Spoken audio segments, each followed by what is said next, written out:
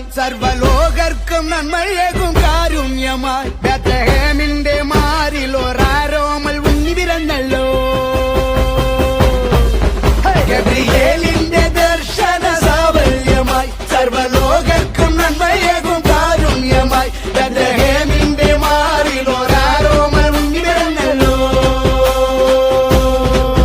വിണ്ണിൽ താരകൾ പുഞ്ചിരി തൂകി മണ്ണിൽ